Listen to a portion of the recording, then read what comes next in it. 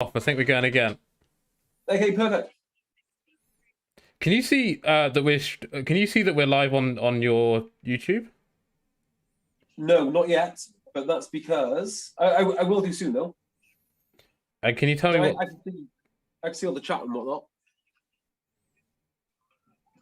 That worked.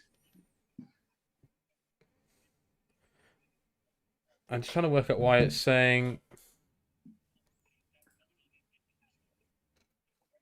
Whatever you did, do it exactly the same again. Okay. Well, it's on. But okay.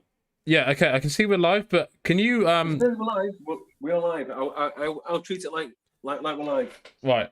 But can you change the stream title because it's called Test Ignore for some reason? Do it right now. So this is meant to be very cool for the viewers. Yeah, this is what they wanted to see.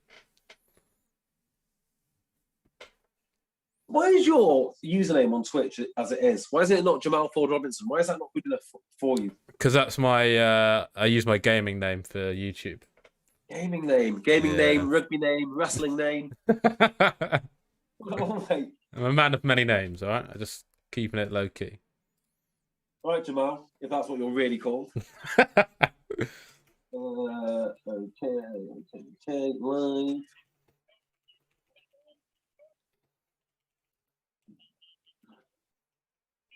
Obviously, I'm turning the monetization on. Okay. Why don't you just introduce everyone to what we're doing? Are you changing the stream title? Yeah. Cool. So for anyone watching, we are doing a watch along for the Lions game.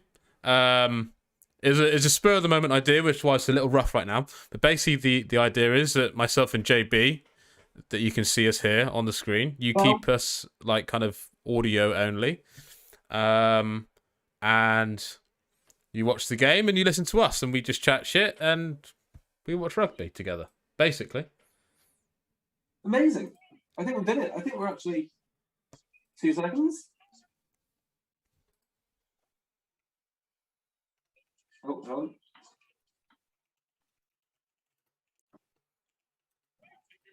Save changes, please. You know what? Even if you can't change the name, we'll just go with it anyway.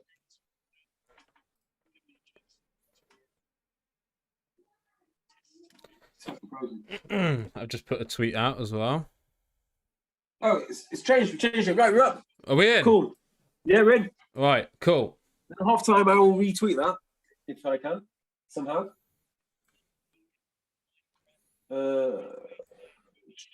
Right. Can you see YouTube comments, by the way? I probably can if I mess around with this enough. I'm sure I can. I've never done this thing, but I think I can see them as well. We should be alright. Okay.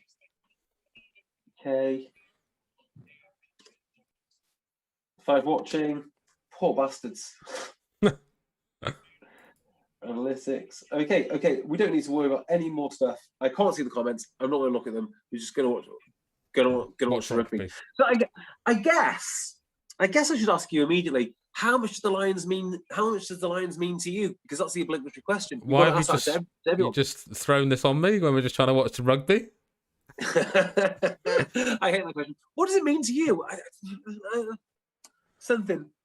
I don't know. Like, I mean, it's cool, but I mean, like, my attitude's maybe slightly different to most people in that, like, even like the idea of like international has never been like a massive thing, like a big draw. It's just been like something that might happen, you know. So like, I'm sure it's very cool if you like grew up watching the Lions and blah blah blah blah. The thing is, no one can really grow up watching the Lions, can they? Because it's every 4 years, and 4 years in child terms is like massive. So you infrequently get to watch the Lions. But I'm with you on the international stuff. I actually much prefer the club stuff. The more I watch it, the more I don't really care about international. Which isn't a great way to start a live stream about how good this game is. Which of these lads have you played with? What's that? Do you play with Bigger? Yeah, play with Biggs. Northampton. Oh, Courts is on. Yeah, he came on because did Alan Wynne go off early, I think? Was that right? Did he? That's no good.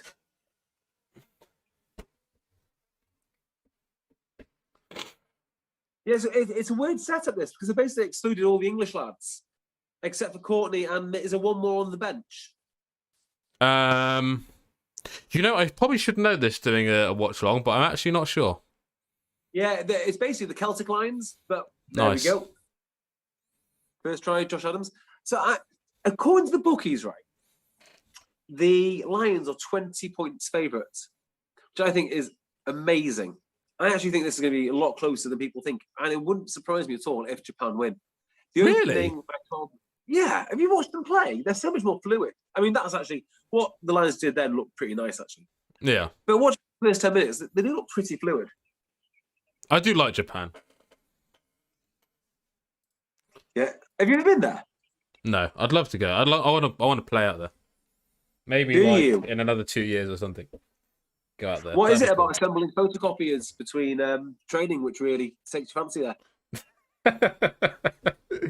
It's just such a cool. I think it's such a cool place, and I like the cars, the anime. Just why not just live out there? Yeah, the cars are pretty cool. You only have to play rugby for like 12 games a season or something. Yeah, it's a weird one because it's not actually as advanced as people think. Like certain parts are super advanced, and other parts you could well be in like I don't know, Wales or somewhere. Like it's really not that. It's really not as advanced as people think. I suppose it's just the big cities, right? Yeah. Cities are awesome. And the pod hotels are pretty cool. I stayed at a pod hotel following England in the World Cup. Actually, I was following USA in the World Cup. Okay. Superb. The whole thing was superb. The drinking culture is outrageous. The drinking culture over there I've heard. is like nothing I've ever experienced. And Would they call them... the people they just come in like it. They leave. What do they call them? Suits? Nah, not suits. Yeah. Oh, you're not for something men. Salary men, and they just leave their job and go straight on the piss in their suit, right? And then sleep rough. So it's not to get like middle management that you stay in the pod hotel because that's like a little bit of luxury. It's crazy. There we go. First Japanese try. Oh. Crikey. Yeah, I actually do think that Japan will give the Lions a bit of a scare here. It's their first hit out. Yeah. I know they're mostly Celts, and there'll be some good combinations in there from international rugby. But it doesn't really make up for the fact that you're playing a fully fledged team. In fact, I can't even believe that the Lions haven't decided to cap this game. I don't know if they've changed that, but as of this morning, it wasn't clear if this is going to be a cap game to the Lions or not. Oh, really? Well, do they normally cap the non-tour games, like the main three series?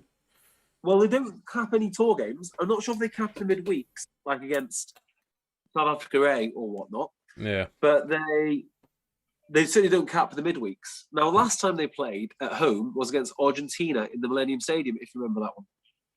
No. Probably don't, do you? No. I'm getting better, but I like in terms of watching rugby. So like I'll watch this, but I reckon I had no chance I was watching that. What do you watch when you watch rugby? What is it? Because obviously it's your day job. Is there anything in particular that you watch, or do you just enjoy it as a spectacle? Because I don't think you do enjoy it as a spectacle, do you? It's a good question. I think I suppose I just watch it like I'd watch a highlight reel.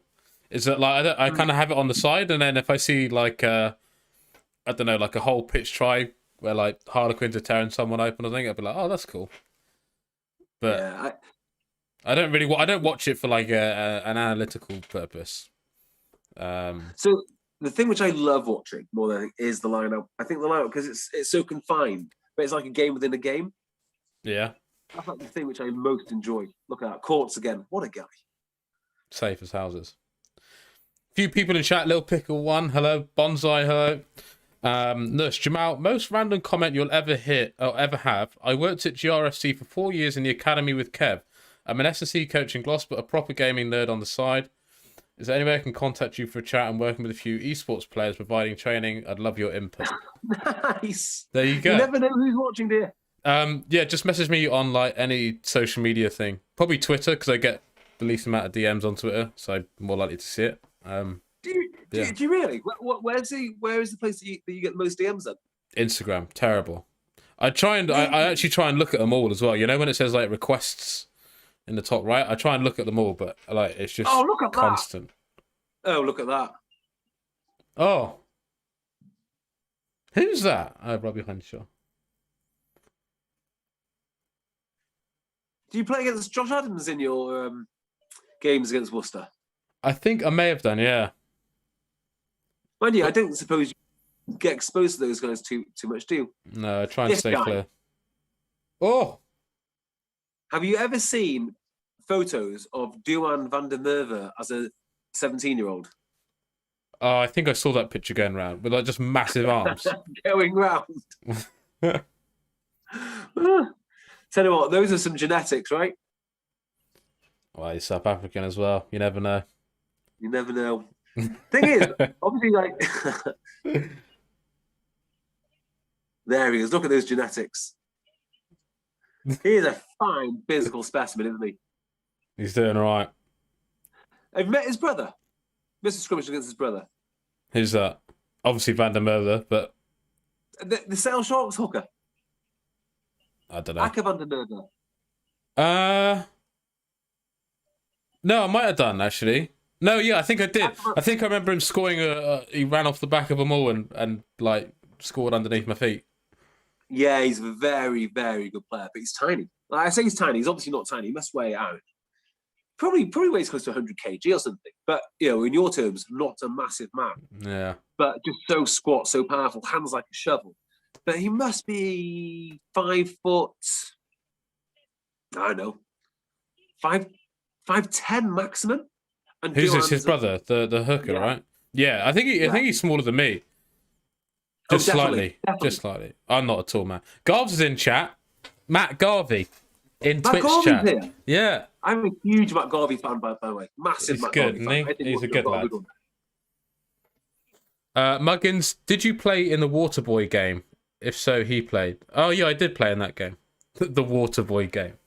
Do you know that one, JB? No, what is the Waterboy game? You know that one when they came to our place and in the last minute, what was it? They kicked it out and we went to go for a quick line up, but then they touched it. Like the Waterboy leant over the barricade and touched the ball, and there was that mini fight. Which one was? Which game was this against? When Sale came to our place.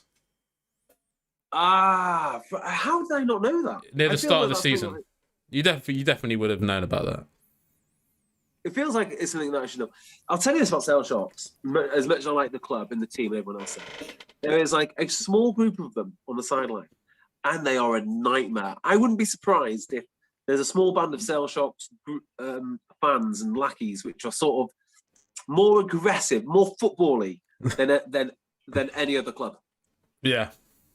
They've got a certain thing about them. I've seen them wind up Dan Cole to the point it was really uncomfortable. Made him smile. I do love those lazy box kicks. By the way, are we in sync here? Is this, or do you see Conor Murray box kick then? Yeah, so I'm on, so obviously 20 minutes. I'm on 13, 14. Oh, my thing's just buffering. You're a tiny bit behind me. Yeah. And now my thing's buffering, so I'm even further behind. Oh, wonderful. It's a nightmare. Yeah. Japan are so slick. Do you know who I like a lot? And again, I appreciate that you won't know who this guy is or know anything about him. Yeah. But the Japanese number 8, whose name has just escaped me now, he used to play at Bath. If Garvey's still on now, see if Garvey can tell you anything about this guy. Wait, not the one that scored the try against South Africa? Is it Amanaki Mafi? Is that his name? See, I know rugby. Have you got a team sheet up? No, I just remember because he scored that try in the corner, right, to beat South Africa. I thought that was Leach that did that, but it could well be him. I'm sure he made his career off of that, or maybe he did something else. Yeah, I know he had a good game that game. Oh, he's done many other things. Garves has confirmed it. He is still in chat. It is Amanaki Mafi, yeah. Didn't he get done for something? Ask Garves why he left Bath. See if he'll tell you. No, I See feel if this it's is bait. anything- I remember, didn't he? He got done for something, didn't he? And I can't remember what it Yeah. was, but he got in It was one trouble. of the most outrageous things that you've ever heard of. Assault, battery, and kidnap. What? I'm pretty sure that's right. Or And option that's- D, and all of the above. What did he do? Yeah. Kidnap someone. I think when he's playing for the Reds, I want to say he's playing the Reds. He had an altercation with someone. I've even got a feeling it's like somebody's brother or his brother's mate or something. Like it's something. Without reading the story, I couldn't know. Garth said no comment. Yeah, I'm not entirely sure if he was proved guilty. I'm sure there was a charge. But hey, here is my point. Here's the point I'm trying to make about the whole thing, right? Which is he must be one hell of a player if after all of that he's still playing international. Yeah. You've got a convicted kidnapper on your team, but he's just so good at rugby that it doesn't matter. How would you feel about that? Because at least you know he's going to go like the extra mile to achieve what he needs to achieve. Really body on the line stuff. Yeah. I would think twice about upsetting Matthew. Well, in any walk of life, actually. Had further troubles in Australia, says Garth. Yeah, one or two. Isn't it 8 for Japan today? Yeah, apparently so. Is it? Yeah, he's playing today, right? Yeah. The guy's a monster. The guy's a great ring player. He was meant to be at Worcester. He could have played with Golfers again at Worcester. Oh, the reunion. Apparently, yeah, he's meant to sign, but something to do with the medical. So I hear.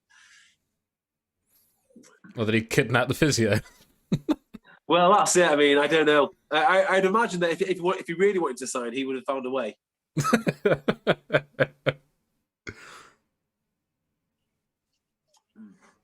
Let's have a look here. Oh, tell you what, I reckon over the last 2 or 3 years, Henshaw has developed into such a good player. He really has. Like he's always been very good. Which is why Leinster picked it up from Connacht. But the last 2 or 3 years, I think his game has come on a couple of extra notches. It's just occurred to me that I cannot provide any insight into rugby players at all, which is why you're here, right? So yeah, I guess that is really, isn't it? Yeah. I guess it is. But there again, I can give no insight into the actual playing the game at the highest level. Well, there you go. We're offering both things, yeah. Exactly. Have you ever been called up for any representative stuff? I held a bag in Argentina. Oh, you did, didn't you? That must have been cool. Yeah, that was good. Especially as I was on the piss in Magaluf at the time. And yes, I remember. Yeah, and I get a phone call to say, "Oh, you're wanted in camp." In camp? Oh, is that where the training camp was? So no, in camp, just like in camp. Sorry, yeah. I thought you said in camp. I was like, wow, that's really cool. No. So flew back and then played 20 minutes against Barbars and then went on tour to Argentina. Cap and release that, mate. So you're not eligible for anyone else. I didn't get a cap. Did you not? No, so I'm still free. So you are eligible. Still a free agent. Have you looked down your family tree so you can play for?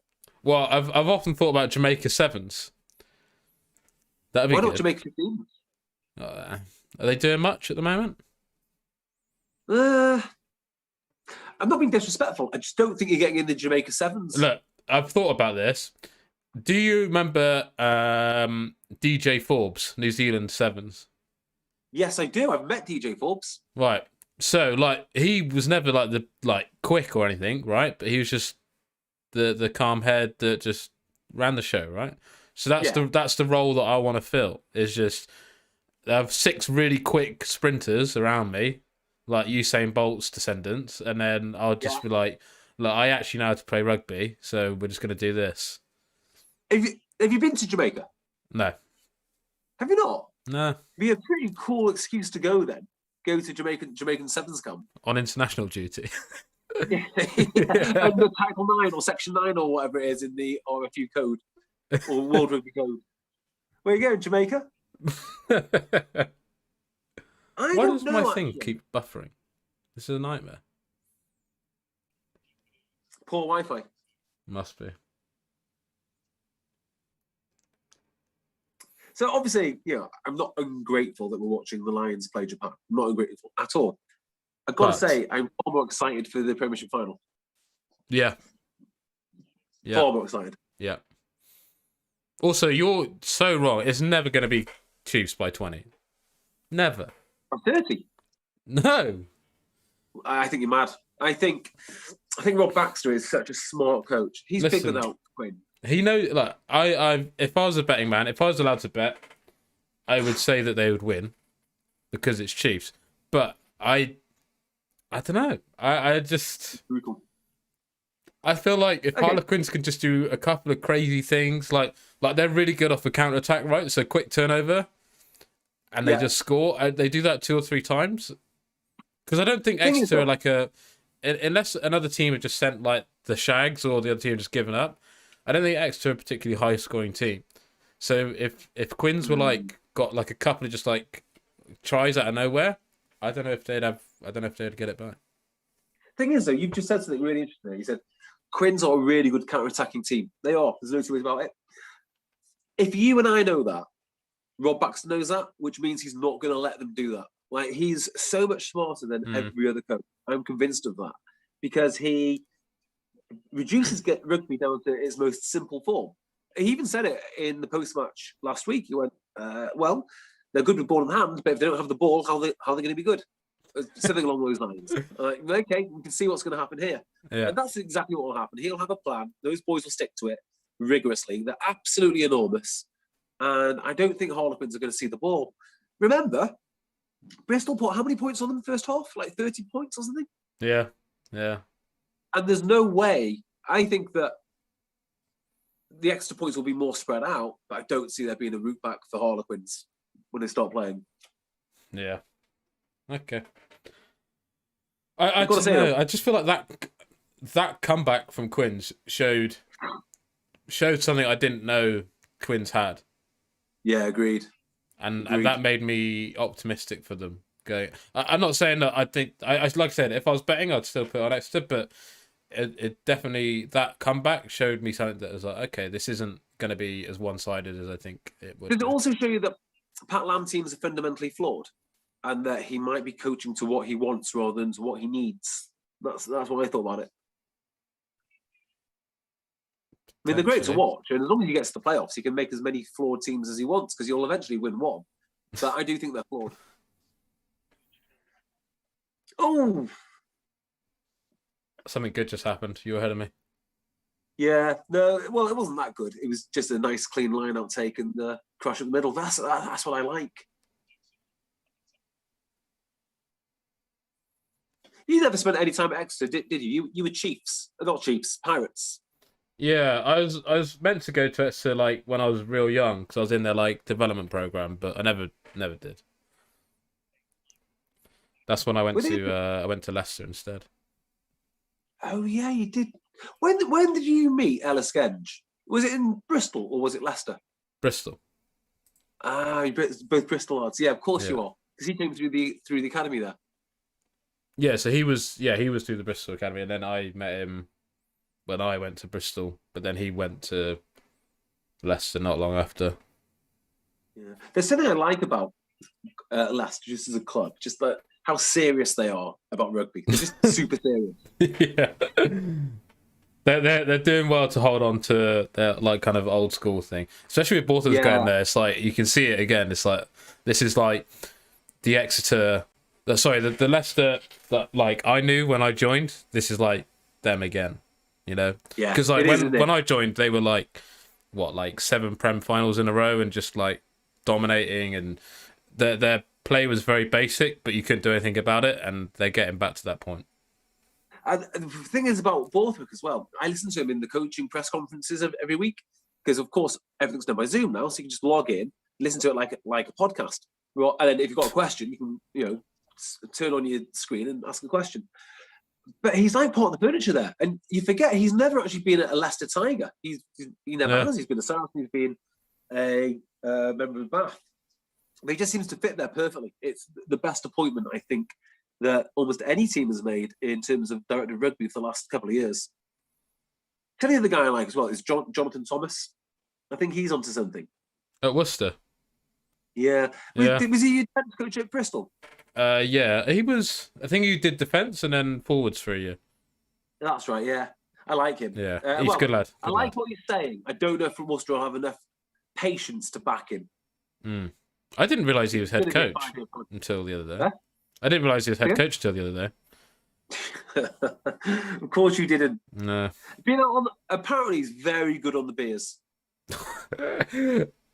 As soon as you mentioned his name, I've got a story.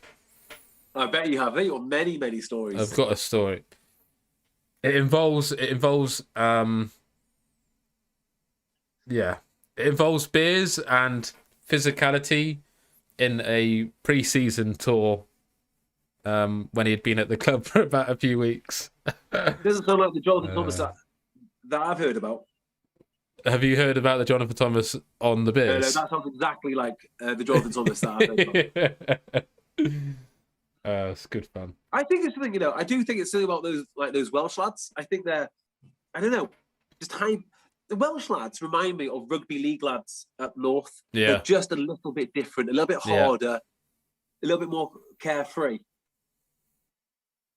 That's why England rugby keep on raiding rugby league, because we're not comfortable. I say we, I'm Welsh, but they're not comfortable with that nastiness or that, that sort of hyper masculine streak which they have in both rugby league and in Welsh rugby. They don't know how to deal with it. What a weird scrum. Are you still on the scrum? Yeah. He's absolutely done him there. Who's the tight head for Lions? Tab Furlong. That's mad. Oh, Tab Burn. Hang on, which one is it? I keep getting too confused. Furlong. The good one. Yeah. Well, they're both amazing. Yeah, I mean, well, they would be on a Lions tour, right? Tab Furlong, yeah. Furlong. There he is. Oh, what happened there then? It just looked like the loose head either. Well, just lost. Yeah, he basically. Yeah. Teddy's good with scrums. I mean, it's obvious he's good with scrums. But who I love listening to when it comes to scrimmaging is David Flatman. Yeah. Listen to him talk about scrums all day long. He's so all his commentary is just so good because he just says it like, I don't know. He doesn't say it like a commentator. He just says like what he's seeing, right? Yeah. What everyone wants at home. I don't know. Like, it's weird. Like, commentary's gone down this alley of like, there's certain things you say in certain ways, and yet people at home just want to hear like, they want to hear it as they're seeing it, like what Flats does. Yeah, he's super. I tell you what, though, commentary's a hard game. I did it for BBC Radio Manchester the other week, and it was proper. It was BBC. You've got to. So what we're doing now, I guess, is just we're chatting whilst enjoying the game. We're just having a little chat. But actually, if you're commentating, you've got to add something to what people are watching. You've got to add to the experience. Yeah, and that's what's really, really difficult. Now, it was quite easy for me because I had the so-called expert role. So they throw it to me when they go, "What do you think of that line out?" I go, "Well, it's this, this, and this." Or what do you think of line speed? And because it's on radio, nobody knows if you're right or wrong anyway. Do they really? Say whatever you like. The first two steps there were aggressive, and then it was a hard drift. Nobody will know. Nobody will know. As long as you know the terminology, you can get away with all sorts of stuff. Ooh, that's not nice. Dion is a nightmare. He's so powerful.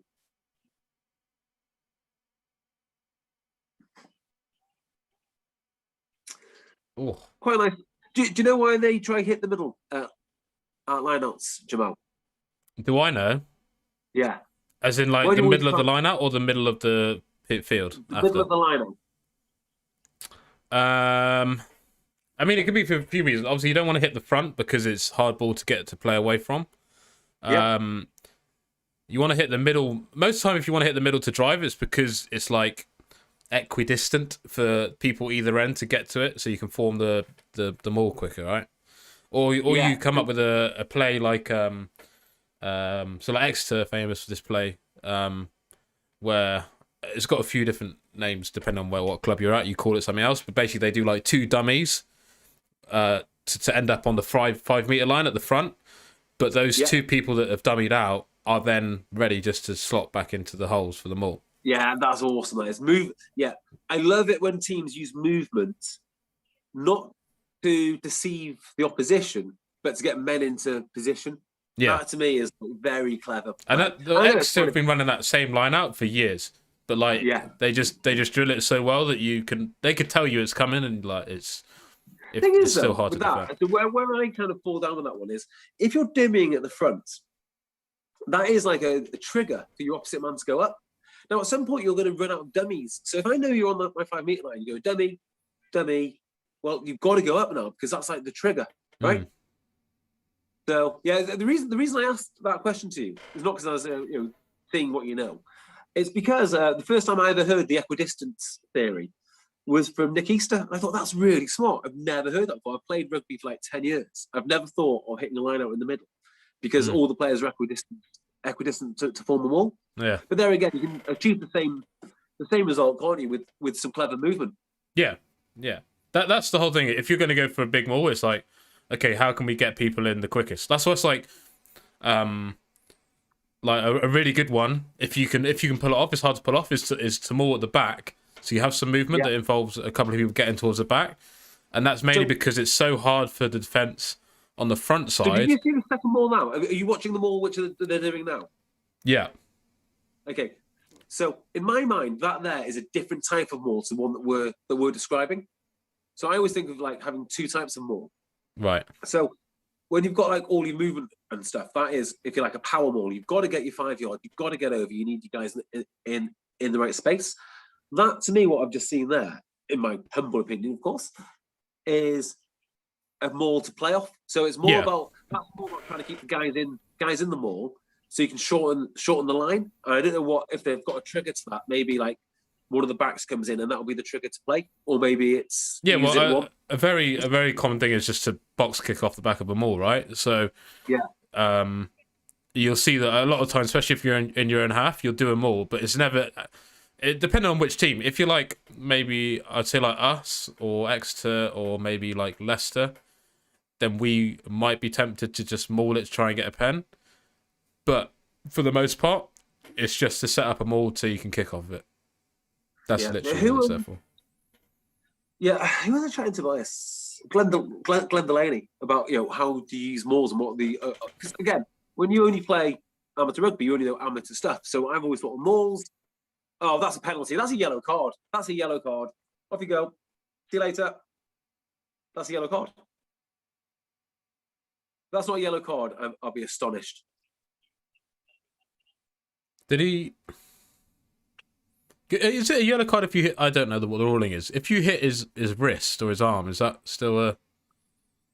I would say no in that case, because if you hit his wrist or his arm, he is playing the ball. If he's hit the ball, though, it's a yellow card. So we'd have to see the way Matsushima moves. Oh, maybe it's not. Maybe it's not. Maybe it's a knock on Japan then. I thought he touched the ball, not his arm. Yeah, he just tagged his arm, right? Yeah. So the bookies had lines 20 points favourites. Looks like the bookies win again. I'd love to know who is making the predictions for the bookies and why they don't do a podcast, because that's what I want to hear. Do you reckon it's like, I don't know, it's not like ex-players that do it, is it? It's surely just some like real weird statos. It's a good question. Who do the predictions? I don't know. I know there are podcasts out there about how this actually comes about. And there are people, weird statos. I think it's like wisdom of crowds, I think, which is they just look at the money coming in and they go, well, X amount think this, Y amount think that, and that will be the odds. So the market sets the odds, which is why they always win. Yeah. So I went on a walk the other day. Here's an interesting story for when you were watching rugby. I went on a walk and I went to a little Manchester town called Worsley. And that's like the posh area of Salford. So it's Manchester and Salford, like Gateshead and Newcastle, and there's two towns basically next to each other. So on this walk, and my friend pointed out to me this house, and she goes, that house has just been redone there. It's absolutely enormous. It's got this huge, new modern extension to it. It's got a moat. Like the thing is unbelievable. It's Not not a moat. yeah, it's more like a manor. It's more like a manor, right? Anyway, that is the house of Mr. Betfred. Fred from Is Betfred. it? Yeah. So if you got in on at the right time for sports gambling, my word. Come on, Japan.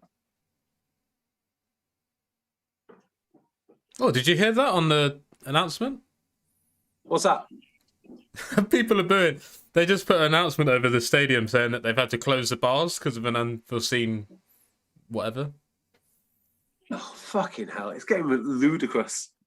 It is ludicrous. It was getting. I mean, never. Let's not talk about COVID. And it might not be a COVID thing.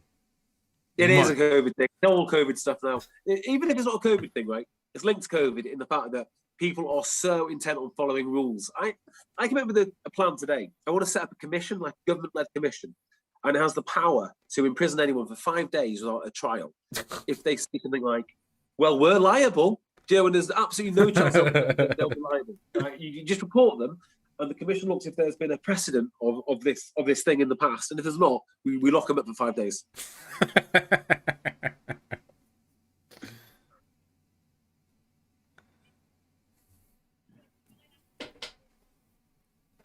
First points for Japan coming up. Are they going to kick? I'd take the 3. Yeah. What would you? No. Yeah. Put it in a corner. Why do you want to lose? Why do you want to lose a test match by with a 0? They're not going to maul the Lions over, surely. The Lions defenders are far better than I thought they'd be.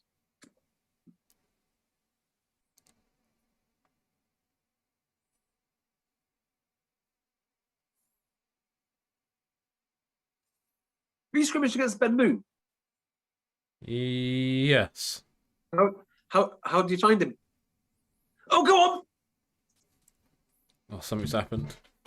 Something has happened. Ugh, bounce pass. They've got it. They're queuing up. Oh.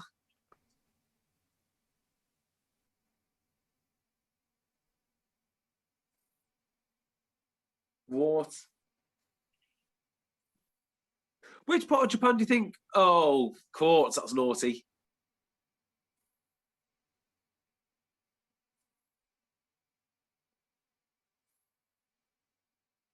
Has he got away with that? No. No, God no. He'd get away with it if I was reffing. You'd get away with anything if I was reffing.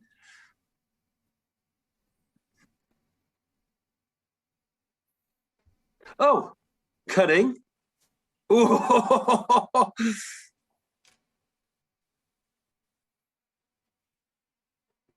They seem quite intent on going down the short side.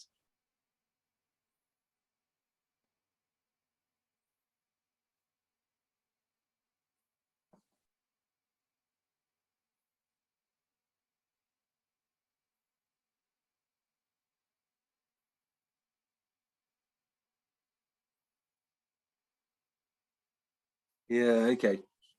And that was, to be fair, that's quite a nice period of defence by the Lions. I think that's probably the most they've been tested so far. Yeah. Well, there wasn't really anything deceptive about it. Just a few phases, right? A few phases play with speed, though. So it's not, Yeah. you know, you're right. There's nothing particularly inventive. My God, look at him. He's an absolute specimen. He's walking next to a second row there. Where does he play? What club? Worcester. Oh, is it? Yeah, he's moving to Worcester. So he's moving to Worcester next season, obviously to play with Govs. And in addition to that, allegedly Rory Sutherland is moving to Worcester as well.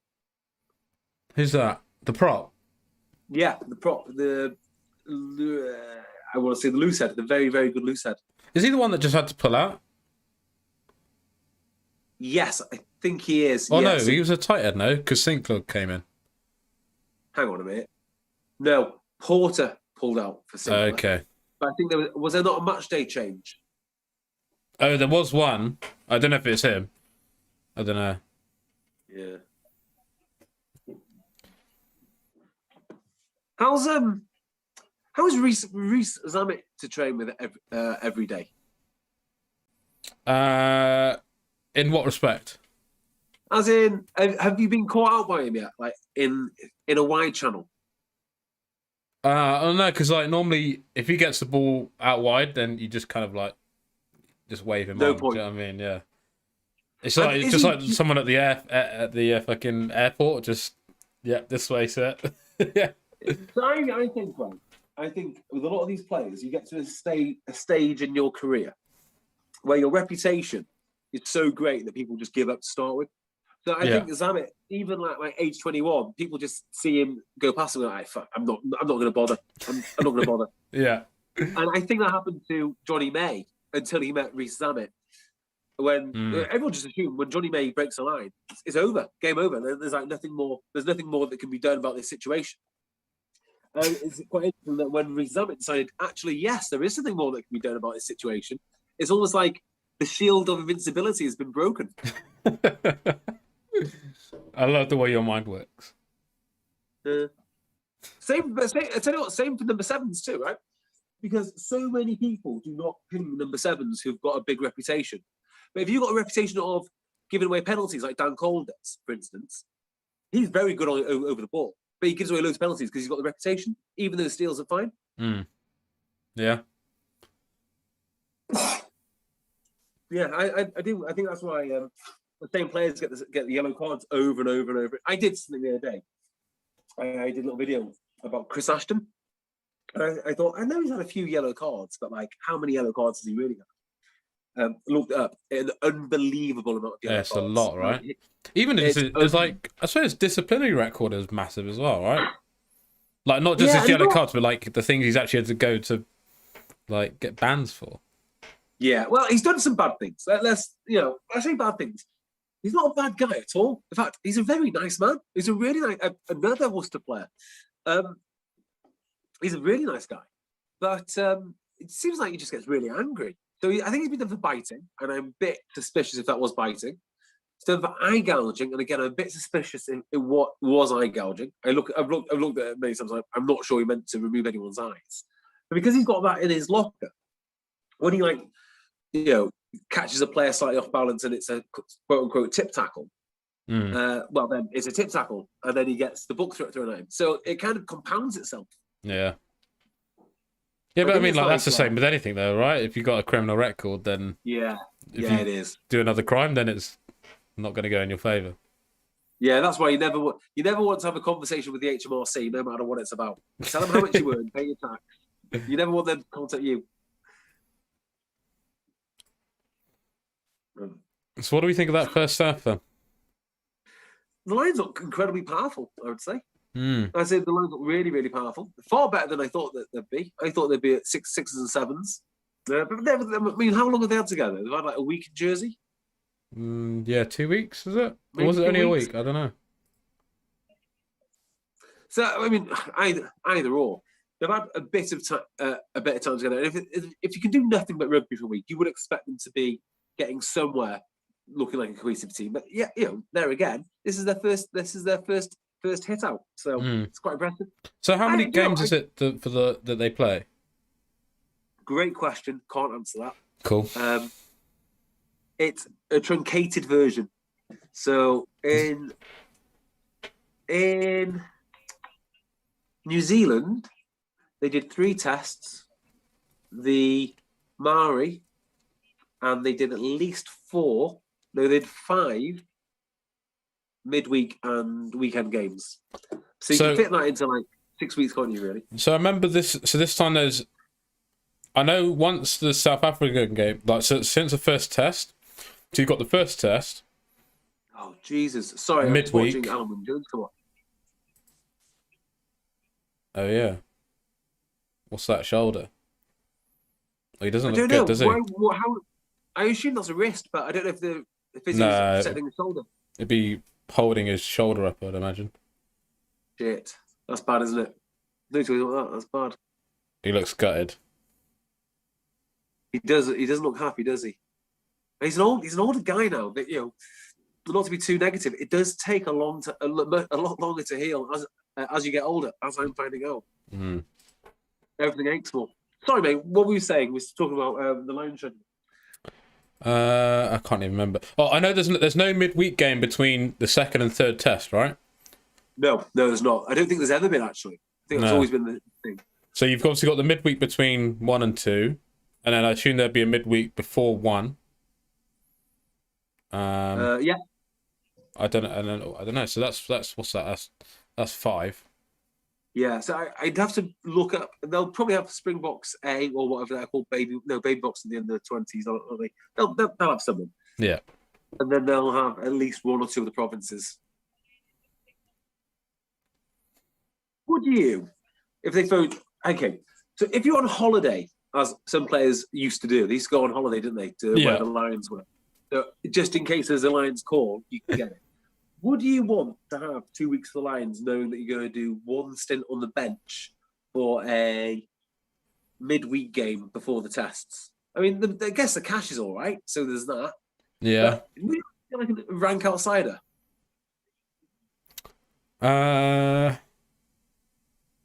Yeah, but then if you just embrace that, like if I got the call, it'd be just like, yeah, I'm just here to sit on the bed. Like you just embrace it, right? Like it's like when I kind of like my call up to England was like I was like only got in because of an injury, and it was Lions year.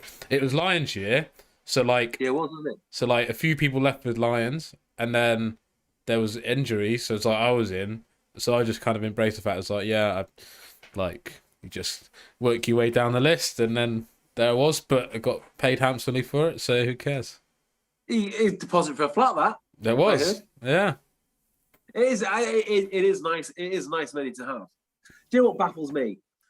Is the situation that the Currys find themselves in, where one is immensely wealthy and the other one is just as good.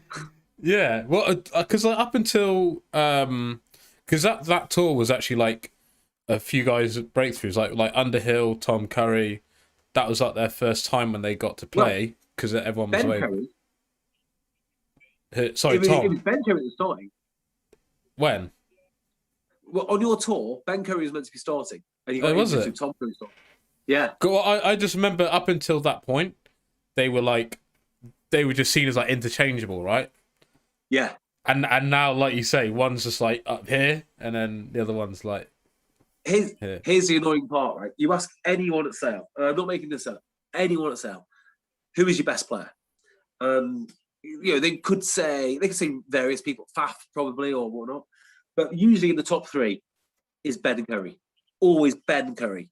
And you go, what about Tom Curry? You go, oh yeah, he's really good too. that was the. I was at the players' dinner not last year because it was cancelled the year before.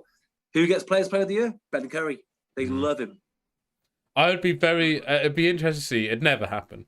But if you just didn't tell anyone and just swapped them for like an England game and see what happens. I mean, obviously Steve Diamond is no longer with Sale now. That is exactly the sort of thing I think he might that he might try. Yeah. I mean, you get an extra spot on the bench.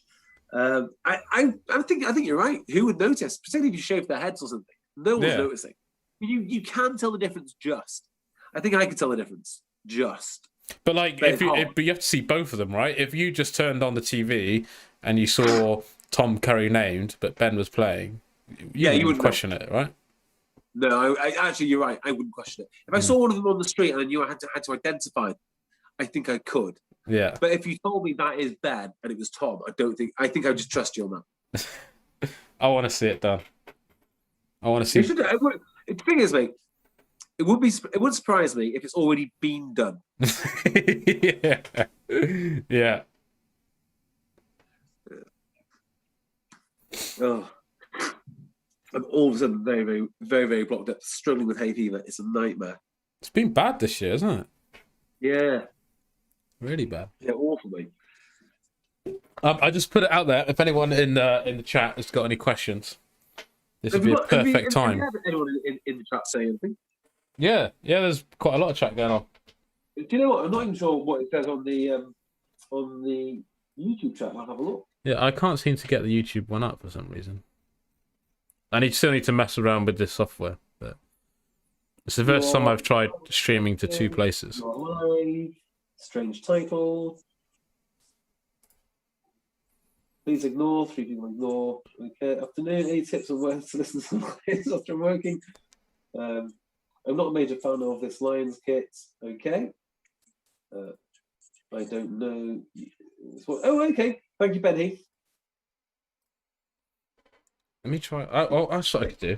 I put the YouTube one on the laptop, and then I can see both. Ah, clever. So I don't know if you know this about me. I've got a bit of a cult following. I don't mean egg chasers either. We used to back in the day just record the podcast on a live stream because of the camera that we've got. Yeah. Didn't name it, didn't do anything because the software's a bit funny, a bit dated. Then we stopped. We just, various reasons we stopped, but we just stopped software and fucking, all sorts of bits and pieces. So we decided, right, we need to get back onto YouTube. And we did. And then we started taking it really seriously. We were looking at playlists and what people had said, the comments and whatnot. And we found that our videos have been put into playlists by people. Do you know what the most common playlist was for us? Far right, communist view. I don't know. Nearly, mate. Rugby guys with those shoes and like foot fetish things. No, it wasn't. Yeah. No, it's not. It was bizarre. Foot fetishes and all sorts of bits and pieces. Rugby guys with no shoes. That seems quite niche. Very niche. Very niche. Big in the States. Okay, I've got both chats up now, so. Oh, well done. Give me a second. A lot of people liked my tweet today. I didn't expect that. I should really retweet that now. In fact, I'll use that. I'll have a quick look. I'll retweet you. If you put the link to the Egg Chasers one on there as well, because I've just put the link to my Twitch, but.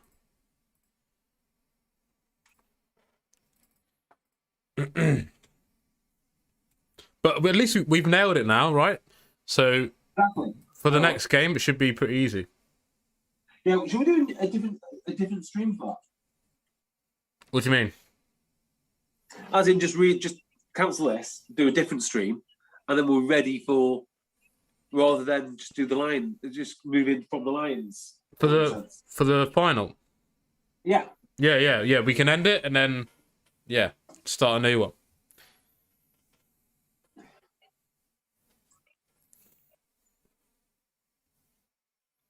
I don't know about you, but I've really not paid much attention to that game. Hang on, I'll talk to you in a second or something. The man can't multitask.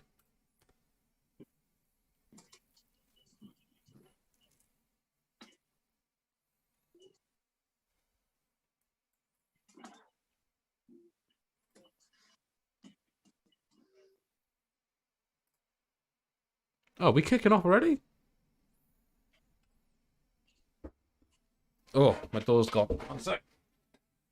Huh? Joel's gone.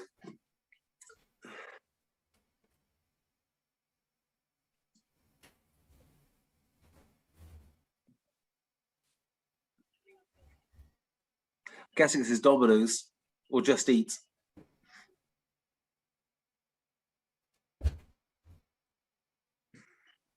Oh.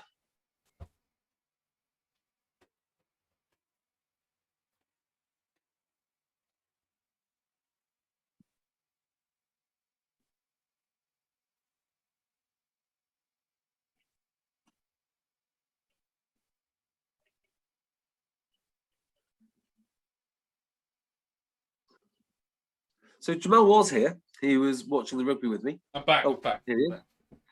Domino's? What about it? Was that Domino's? No, it's Amazon. All right. What you been getting from Amazon? A restock of protein drinks, protein bars, and a book. What's your protein bar of choice? There's a white chocolate carb killer from Grenade. Yeah, they're awesome, aren't they? Yeah, they love them. Salted caramel carb killer can't be beaten. They're good, actually, not just to have. But to have, if you've got that hankering for something sweet or something naughty, like you can have it almost guilt-free. Yeah, I have them all the time. I love them. Yeah. How is your training in the off season? Are you going to keep fairly on it? Yeah, I've come up with a little program for myself, training every day. So yeah, if anything, I'm doing more gym. Yeah, because it is hard. I love it. I prefer. Do you? I don't like gymming in groups. I prefer to do it alone. I went at I'm like not 11 o'clock last night. Did you? Yeah. How was your DHL guy getting on? Yeah. DPD man. I've not seen him. I've not seen him, but honestly, got so much respect for that guy. I love it. I love it. I love that he just comes in his DPD 3/4 and his polo tucked in. He's still got his tools on his waistband, and he's just in there just repping away. Good lad. I love it. It is cool. That. So I do find it a little bit jarring though, because when I go to the gym, I like to wear as much kit as I can, and I like to try and look the part. That to me is just part of going to the gym. When the guy who's the painter and decorator comes in, he's still got speckles of paint all over him. He just wants to come in, bench press, go home. Yeah, okay, fair enough. I get that.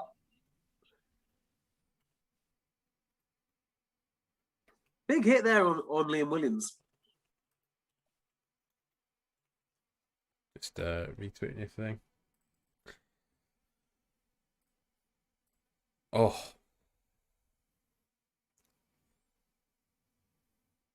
I'm watching this. I'm. Well, how many fans are in attendance for the Prem final? This is 10,000. Is it? Because this is 16, isn't it? Yeah, it's only 20,000. But because of the oh, hang on, I've got to be careful what I say about the virus on Twitter. YouTube, because they'll just get rid of you, won't they?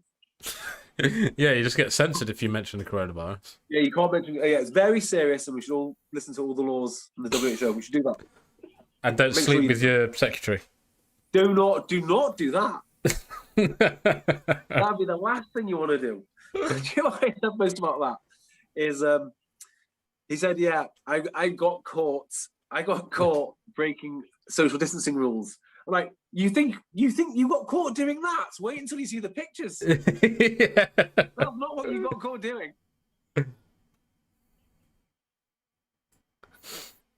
Yeah, Liam Williams took hell of a knock there. We're up to 25 people in the Twitch chat. That's cool. Well, usually for an Egg Chasers thing, an Egg Chasers podcast will get about 100 odd people watching at any one time. Does it? Yeah, we've got 16 now. But 100 odd people at one time is quite good, because obviously they all flick in and out. Yeah. So what we need to do is we'll for the next game, as in the next Lions game, we'll put out something the day before. Yes, we should definitely do that, and also we should. And it'd be a slick process this time as well. Much slicker, and we'll be very slick for the Premiership final too, and we'll know what we're talking about, because I don't know. I mean, this to me is just two good teams playing rugby, and it's interesting. Yeah. Nowhere near as interesting as the Premiership final today. I also don't know anyone playing for Lions apart from Dan Bigger. Dan Bigger, yeah. Anyone outside of England, I have no idea. I interviewed Dan Bigger a few weeks ago. And I was just amazed, the difference between the bloke, just him, when he's on TV playing rugby. Because on TV playing rugby, he can come across as incredibly petulant. Oh yeah, he loses his shit all the time. Yeah. Yeah. Again? He loses his shit all the time, doesn't he? Yeah. On the field. Nothing like that. No. He's genuinely one of the nicest guys that I've ever interviewed. Yeah. And also, we had a long discussion about kicking coaches, because I've got a thing about kicking coaches. I think it's nonsense. Now, he's okay because his original kicking coach is Neil Jenkins. But my point to him, and in fact, all of these top fly halves, which is, if kicking is so important to you, which obviously it is, and your style is so important to you, which obviously it is, and it's worth so much money, then instead of having the Lions provide you with a kicking coach who might not have your style, why don't you bring your own kicking coach like a golfer would bring a caddy? It makes no sense. It's either important or it's not important. I think some do, though, don't they? Well, I would have thought that George Ford and Farrell and whatnot would have their own guy. It wouldn't even surprise me if it was paid for by their agency because it's that important to them. You know, if you're a 90% kicker, that's worth a lot of money. So with Dan Biggar, it's fine because his kicking coach is Neil Jenkins. But what if Neil Jenkins' style is nothing like the style of George Ford? And he's saying, right, you need to change X, Y, Z. He loses 5% of his kicking percentage. Well, that's a lot. I feel like they wouldn't tell them to change anything, though, right? It'd be like, okay, let me see how you kick and then refine it, if you know what I mean. I agree, right? But I mean, that's what a good coach would do. But if their idea of refining is different to his actual coach, he might go backwards. Someone said in a YouTube chat, how is it possible to not know any of the home nation's players? That's quite easy. You just watch a Premiership. Yeah. Just watch the Premiership and nothing else. That isn't true, though, is it? Because you know Dan Biggar, you know Chris Harris. I know the ones that I've played with or against in the Premiership. There you go. They're in the Premiership. Outside of the Premiership, who do you ever play against? I mean, it's very unlikely you're going to be playing against Ken Owens. To be fair. Yeah, unless we happen to pull them into Europe. Best player on the planet, second best player on the planet. Just scored. Oh, easy. Who's the first? You, of course. Oh, right, yeah. Good answer. Nice. Yeah. Big courts. He is now England's most capped forward, who's currently playing, I might add. Is he? Yeah. He gets hardly... Oh, no! Oh, damn it! You wouldn't have done that, and that's the difference. Hold on, what happened? Oh, he knocked it on. Yeah. Oh. He doesn't get nearly the amount of recognition that he deserves, particularly considering he played 3 tests. People forget. They're so wrapped up in Itoje and Crewis, they actually forget that he's done as much as he has. Yeah. There again, I guess that comes down to club performance too, doesn't it? Because Northampton haven't exactly won a lot. No, yeah, true. He's been injured a fair bit recently as well, though. To be fair. Yeah. What do you think about this? So this is the thought I had about Manu Tuolangi and Courtney when they played against each other. You know, when they lifted the lockdown and Sale looked like they were heading towards the playoffs, but they never made it because of the COVID cancellation game. Well, they're on the verge of playing this Amazon Summer Nations, whatever it is, that silly tournament that they had. And in that game, you've got Courtney, who's not going to go anywhere in terms of Northampton's Premiership hopes. Like, they're done. Sale might have, but, you know, well, actually, Sale would have. So not quite the same argument for Manu. But I say, like, that game, they both got injured. Manu was out for the best part of 9 months. Courtney was out for at least 6 months. That injury must have cost those two lads, between them, something like £600,000, which is ludicrous. Absolutely ludicrous because of an injury. So if you're their agent or if you're giving them advice, why don't you tell them, hey, there's 2 games to go. You're not going to make the playoffs. Give your money back. Give your club money back to Northampton. Say, look, I don't want to play his last 2 games because, frankly, the injury risk is far too great. Far too great. You're looking forward to Charis and LRZ playing this tour? I am. It'd be good to see them play. That's for sure. And there is another line that you know right there. Yeah. Don't watch Six Nations / European Champions Cup matches. Not really.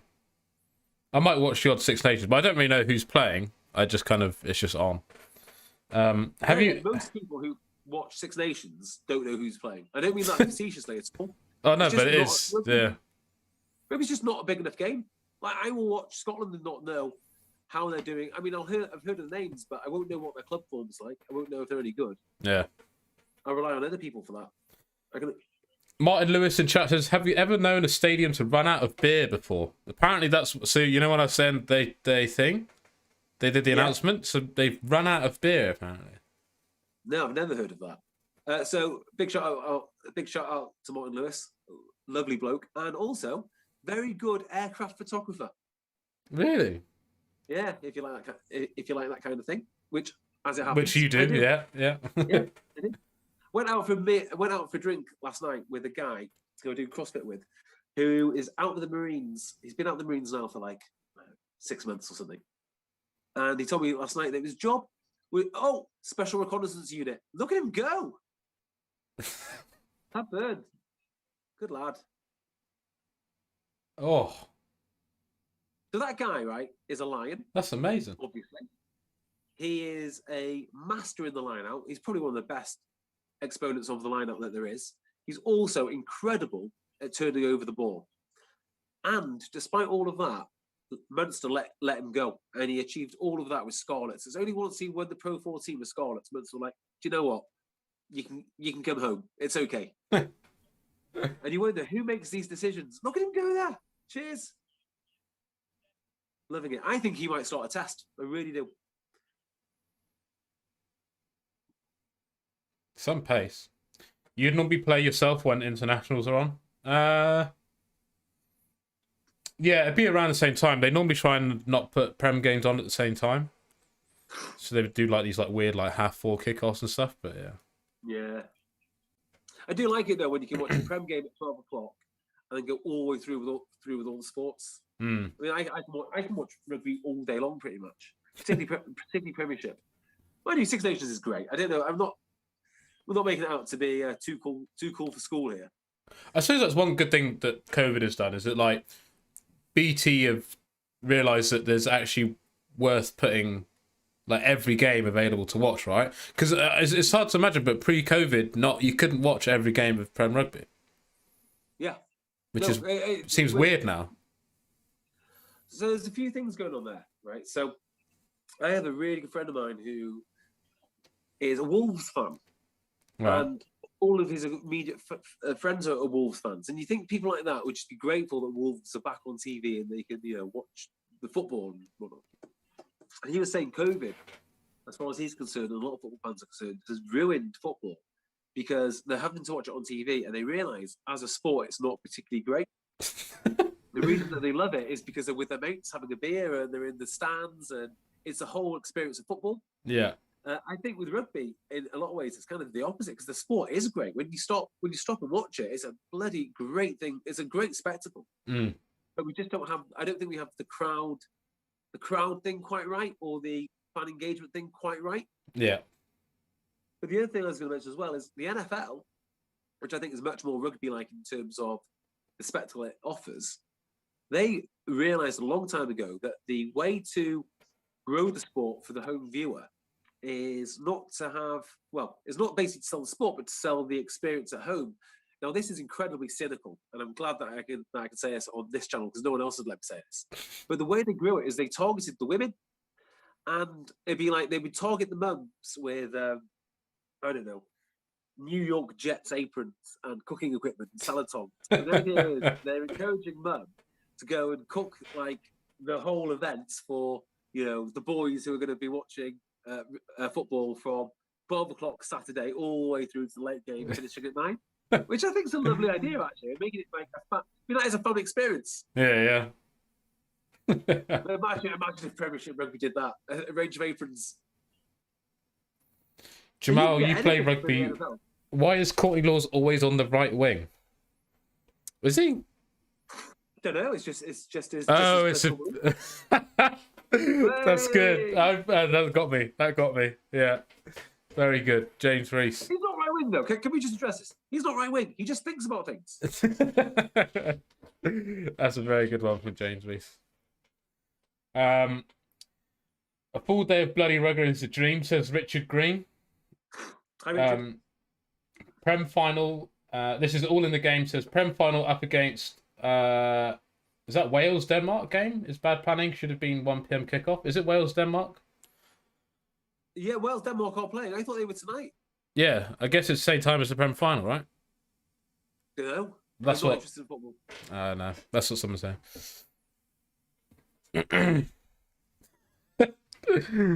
That got me.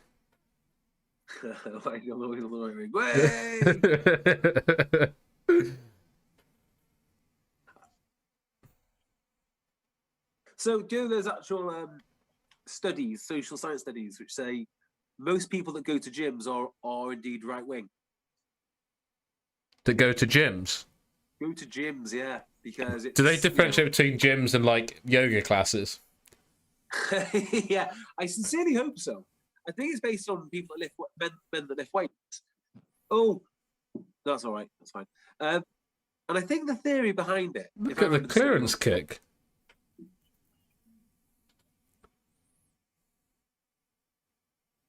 Damn big. Is that? Who is that? Liam Williams.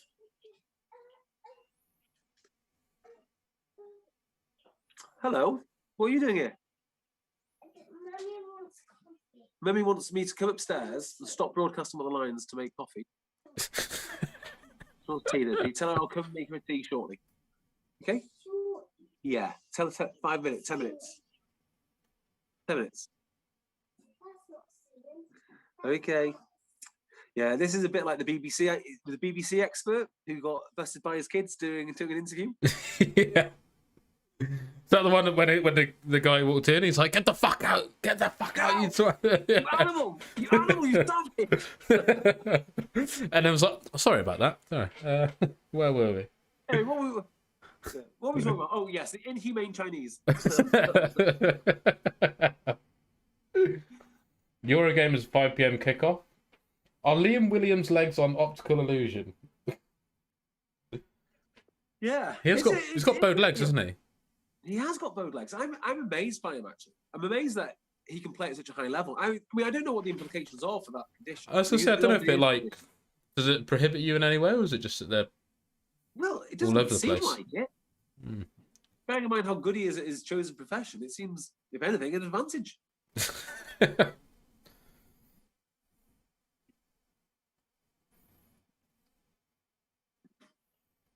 What a name for a team. Panasonic Wild Knights.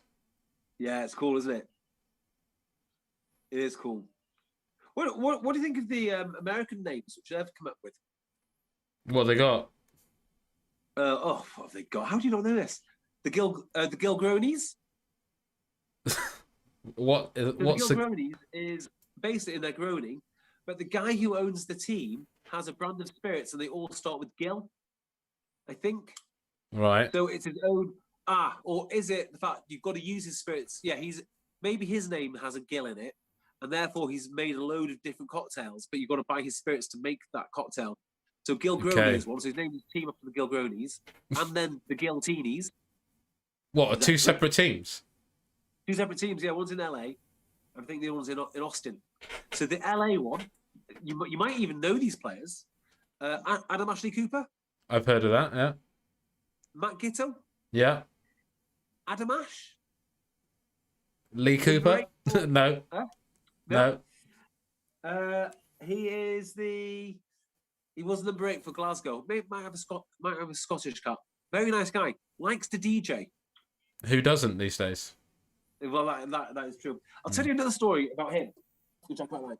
So he had a mate called Grayson Hart, who is a very nice man. I mean, they're both really nice guys. But they got into mindfulness. And do you know who else is massively into mindfulness?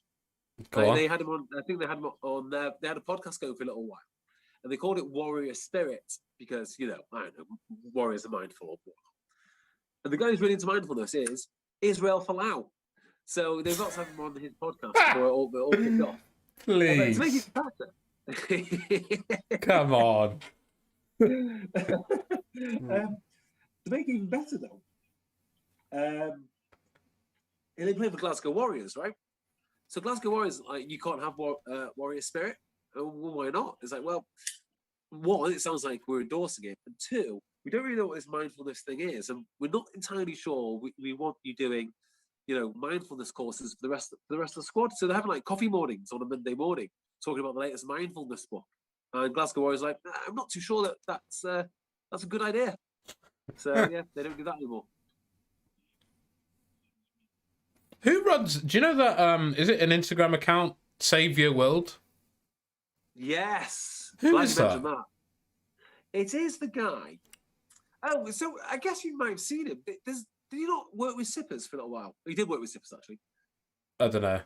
Maybe. Yeah, I can't remember his name. I tell you who's interviewed him. Do you know Charlie Morgan in the Telegraph? No. Okay, so Charlie Morgan is probably the best writer in the country, I'd say. And he has interviewed this guy. Save Your World are basically, they're yoga teachers with a little bit of pseudoscience, is I guess what I'd call them. They do a bit of jiu-jitsu, a bit of all sorts. So there was James O'Connor at Sale. Danny Cipriani was using them. I know that Sinks uses them. Tom Curry for a while was a big fan. So Tom Curry at one point. Well, I thought it was someone at Sale that started it because I saw a lot of Sale people promoting. No, I think what happened was James O'Connor got a load of guys into it. So I've seen the guy around the AJ Bell, and he's got like long hair, man bun. Seems like a perfectly reasonable guy. He seems like a very charismatic guy. And what I think genuinely, it is nonsense. But if it gives you, as you know, in your job, if you feel a bit better about yourself, you're probably going to play a bit better. So I'm not completely writing it off because I think it might actually achieve something for them. But it depends who you are. Because Sinks put it on his Instagram post when he got called up, didn't he? He mentioned them in his post. Yeah, I mean, I think that's a stretch because he's already one of the best props on the planet. But okay, fine. I think it's a massive. So I've got a big issue, right, with life coaches because I think they're exploitative. So there's a life coach which I was following on Instagram just because I thought I want to write an article about this guy. But he was posting. He's like quite a well-built, fairly handsome guy, and it seemed that all of his clients were middle-aged, vulnerable women, and that's basically what he was doing. He was like giving them attention, and in return, they would give him like £1,000 a month to boost their confidence. And you class it as life coaching. Now, I can see the point in life coaching if you are a top executive, and maybe you need that extra 5%. But I can't see it for if you're a chef in a hotel. Is life coaching? Is that? Are you going to see a return on that £1,000 through your chefing job? A chef in a hotel. Yeah, I mean, it's tragic. Like they're just preying on their vulnerabilities.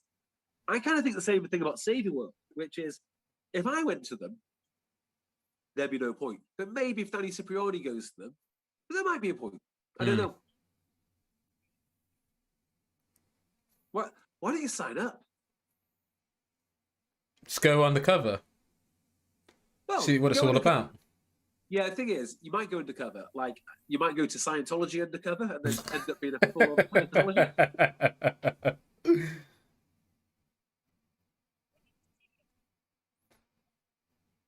Yeah, I went undercover to the Jehovah's Witnesses as well. Look what happened. Oh, there we go. Try. Ruined it for you. Sorry. Oh, that's lovely. The bookies are still winning there. Billy Meeks, ex-Gloucester players at LA. There you go. Billy Meeks, ex-Gloucester players at LA. Why did Billy Meeks leave Gloucester? I can tell by your face you know something, but I actually don't know. I actually have no idea. It was before I was here, so. But I don't know. You clearly know something. I don't know anything. He's a very good player. Yeah, okay. Handsome, isn't he? I don't even know what he looks like. Yeah, he's quite handsome.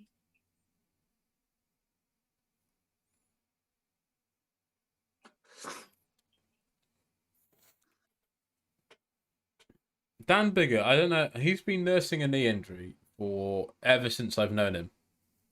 I don't know what's up with it. Don't you all nurse injuries though? Isn't that not just part of the game? Yeah, but like, I don't feel to that extent. Like I've not seen him ever play without knee strapping on. Yeah, I don't know. I mean, I guess you've got to make a decision, haven't you? Whether you want to play throughout pain. Yeah. It's a financial decision as much as anything. You can't miss Wales games; you don't get paid. Yeah, true. It's not like signing for Worcester when you'll get as much money. Like if you're one of the key guys at Worcester, you'll get as much money as you can possibly squeeze out of them, and probably never play. It's not like some clubs will do that, but internationals you can't afford to do it. That's probably why they're as good as they are because they They put it in, even though their body says don't do it. Mm.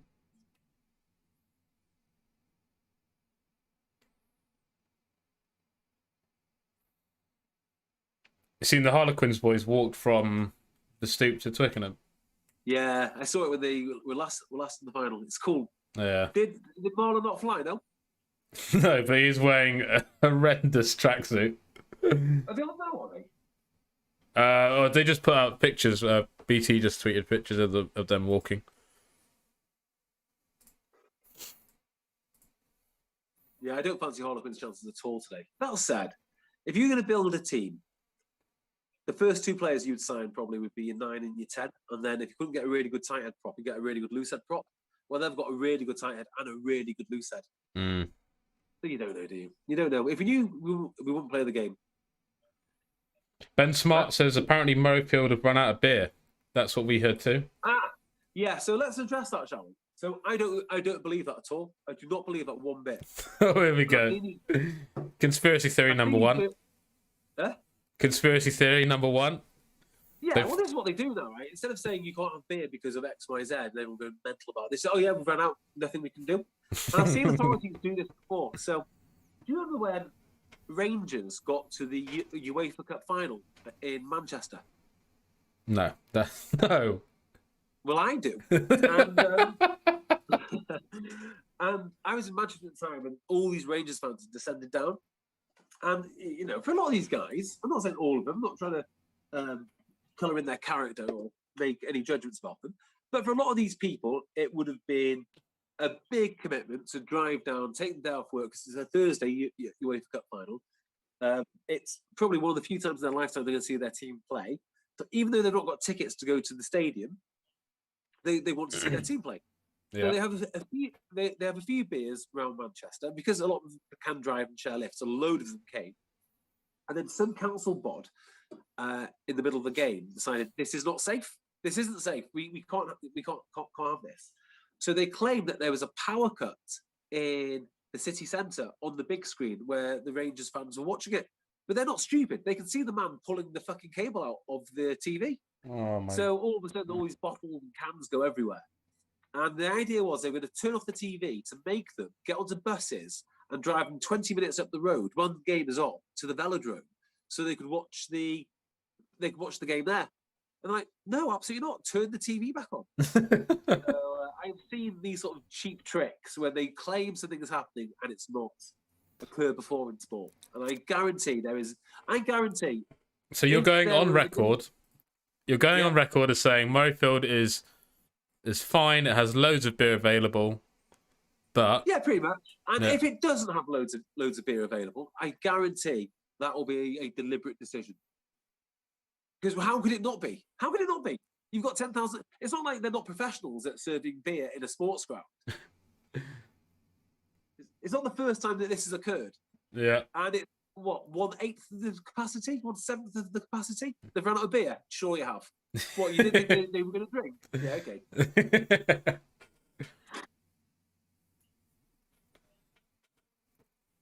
Yeah, scumbags.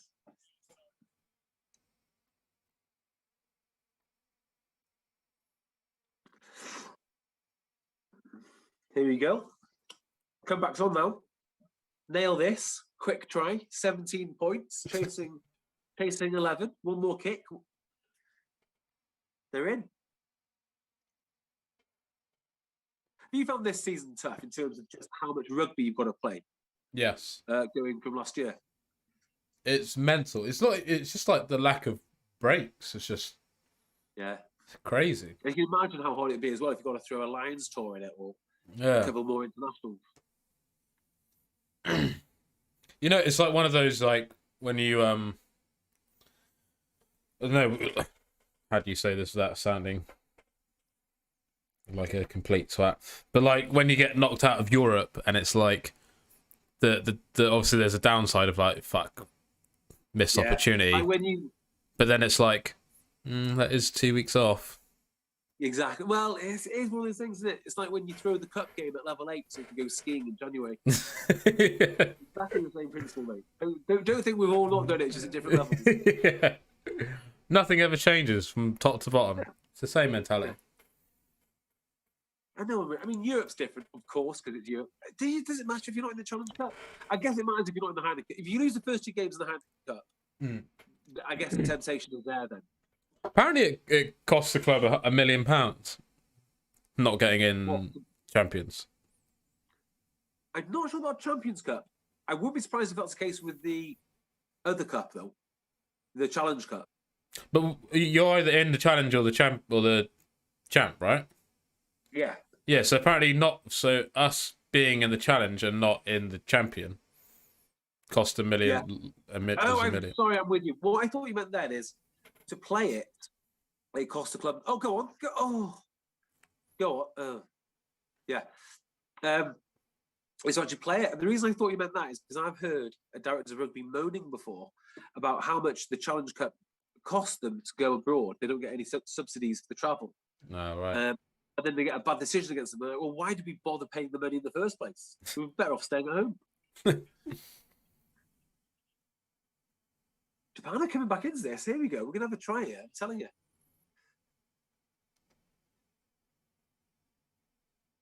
There is a thing about rugby, isn't there? Like, now you see both teams settled. Do you think, like, you can sort of see the pattern developing? It does get quite boring. Gloucester were bad for this, under Cipriani. You always knew that they had that pod of 3, and you had 1 of 2 options. Either the pod of 3 forwards, or it's going out the back via Mark Atkinson. Yeah. Yeah, you pretty much just summed up our attack last year. Yeah. And if it goes well, there'll always be an option for somebody somewhere. The skill is picking an option. But when it goes wrong, when you don't pick the option, or someone runs the pattern wrong, devastating.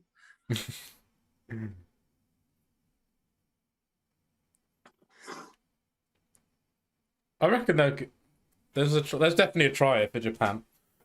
Oh, the tea's coming out. Now, this begs the question, why didn't they go for the points in the first half? They're going to start kicking now.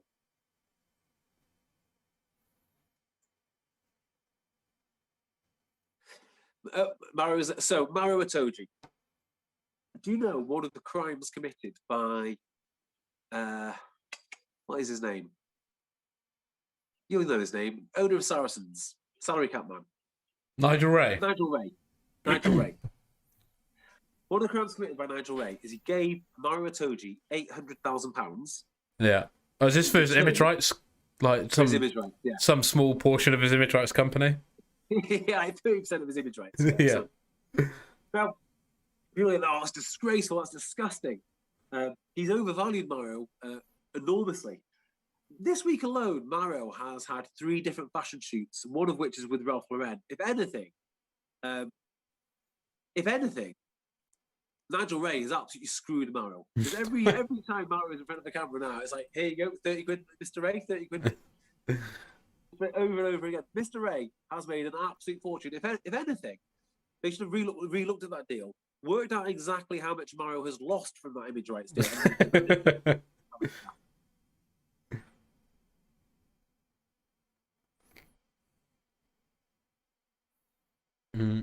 Yeah, he must make some money.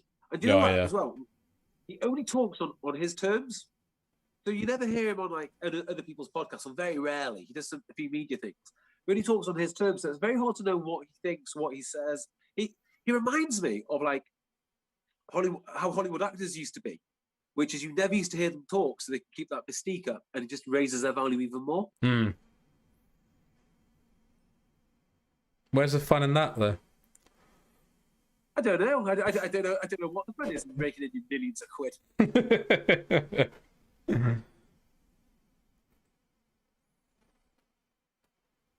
Oh. Who's that? That was a nice burst around the outside. Oh, Jamie George. Oh.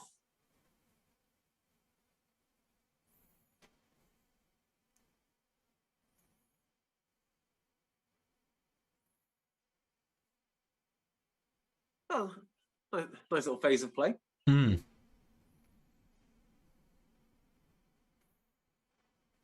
Let's turn them out. 4:45. What time is the Prem final then? 5:30 kickoff. Oh, perfect. So what we'll do then is after this game, we will cancel the stream. I'm going to get some sinus pills for my nose because I'm blocked up unbelievably. Grab a coffee or even a beer, maybe whiskey. I don't know. And then we'll log on for the Premiership final. Mara's supposed to be on 850 a year in the Championship. He's doing all right, plus his England money. He's doing all right, isn't he? He's doing all right. Hang on. He did take a 25% pay cut over COVID, though. Oh yeah, he might be hard up. A lot of money. I mean, how would it feel if somebody took what £200,000 out of your pocket every year? Do I get to keep the other 600,000 though? That's not what I said. I said, right. How would it feel if someone took £200,000 out of your pocket every year?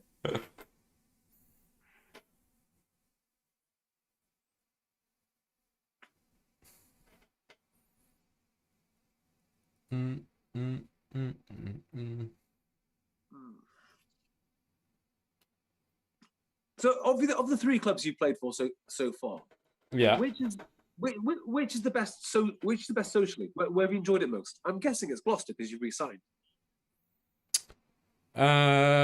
What define socially? As in, just where you enjoy being, where you enjoy getting up, going to work, hanging out with the boys. All right. Yeah, I'd say either Bristol or Gloucester. Definitely, I don't know. Gloucester, I think. Yeah, Gloucester. But Bristol was cool as well. But Northampton's a very interesting team to be part of because like Tom Wood is constantly like carving stuff and Courtney's in there prophesying about something, and there's loads of interesting blokes. Yeah, there's a lot of good characters. I mean, like I say those two not because Northampton was bad, but just because I think I like being in the southwest, so I like I like this area. But yeah, I mean, like in terms of like characters, like different characters, Northampton was definitely up there. It is, isn't it? It's like, a weird cover. Like here and Bristol kind of there's no like real like everyone was just kind of like rugby people, right? Yeah. But yeah, like Northampton, there's like so many different things you can get involved in with other people. Tom Wood took 12 members of the squad to a welding practice. Yeah. I think that's awesome. And it's awesome that he's there for another year. I don't know why he wouldn't. He's a hell of a player. Yeah. I think everyone assumes that because of his age, this must be the year he stops, this must be the year he stops. I remember he was England captain once. Was he? Yeah. I didn't know he captained the side.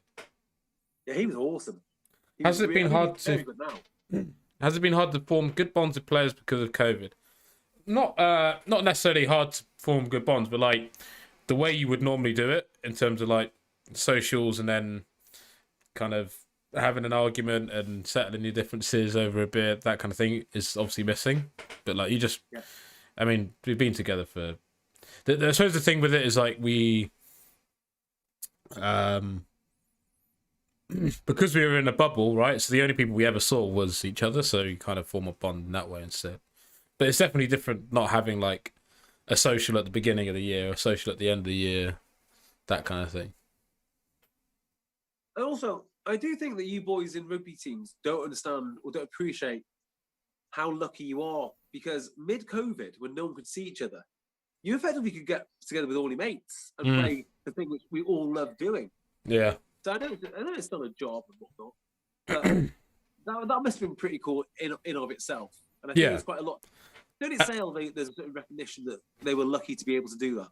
Yeah, and we definitely realise that. Is that like everyone else is locked up? Like, so I think it was because we had to stop rugby in the first lockdown, right? But then after that, so going into like the second one, I think we were obviously still playing. We were back playing in that, and there's like. Literally, that was when like you couldn't leave your house unless you were like going for a morning walk or something. So, and we were still kind of cracking on as normal. I've got a question for you in chat though. All in the game. It says if Alan Jones and Tipperick are long-term injured, who replaces them for you and who's captain?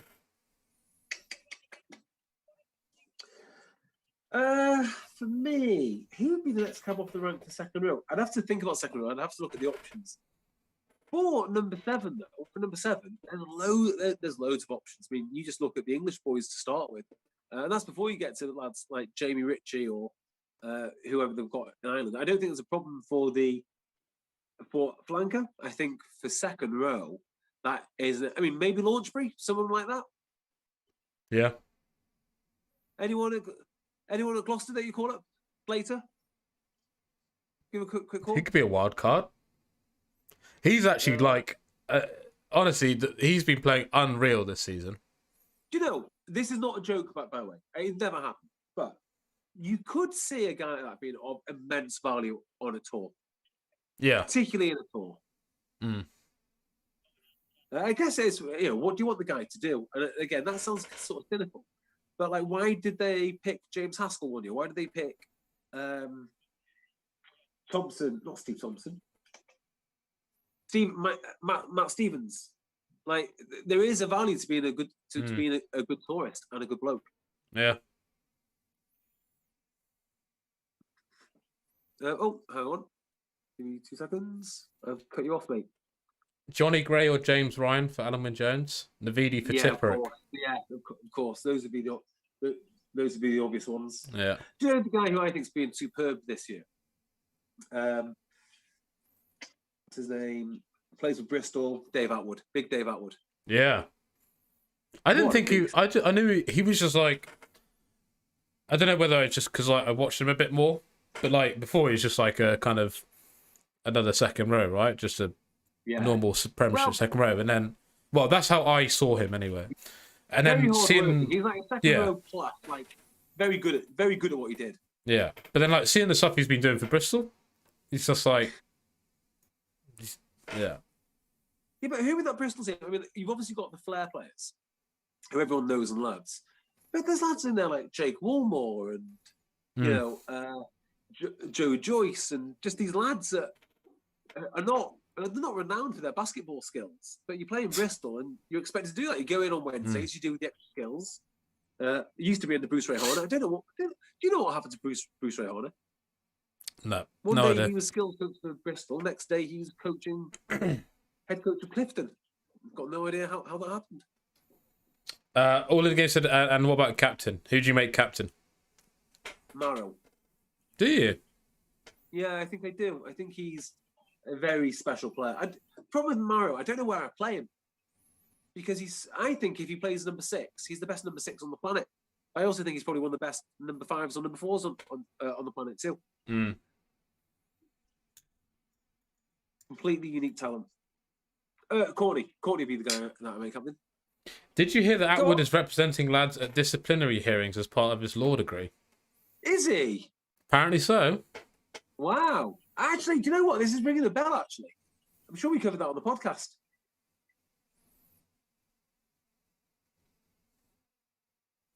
What do you think of the disciplinaries for rugby players? They are a joke. That's... Oh...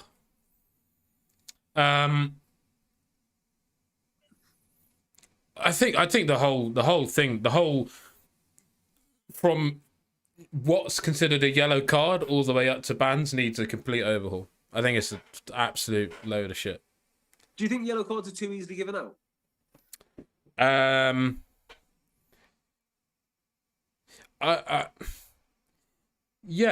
think across the board everything is just too much. Like I think yellow cards are given out way too much. I think the beginning of the season, like the amount of red cards we saw in the beginning of the season was ridiculous. People getting like 4-week bans for like genuine accidental. Yeah, that's the thing. It's accidents, isn't it? You know, like one that always stuck out for me. Like, I mean, there's been so many ridiculous ones, but I don't even know if you'd remember it because it's relatively small. But Ollie Thorley got a red card and 4-week ban against Wasps for like competing a high ball and accidentally hitting him with his head. It's like, what? So the theory is that's not even a yellow card in my eyes. Do you know what I mean? And that's a 4-week ban. Well, the theory is the harder they come down on people, the more they'll quote unquote stamp out behaviour. But if they don't go out with the intention to behave like this in the first place, How can you stamp out the behaviour? Yeah, but I think that's the thing, because it's not a behaviour. It's just something that happened in the game. Like, yeah. I think we know, don't we? I mean, it's hard to prove, but I think we know when we see a player who's dirty or goes out there to purposely hurt. Well, actually, you all purposely go out there to purposely hurt an opponent legally. But you know when you see a guy who's stepping beyond the realm, so you think, okay, that guy needs to be punished. I just don't believe in this thing that we must change behaviour. It sounds Orwellian. We must change your behaviour. And we'll keep the punishment beatings going until your behaviour changes, even though there's nothing you can do about it. Yeah. And the one which got me was Kieran Brooks got a red because he's on. Oh no! Go on the outside.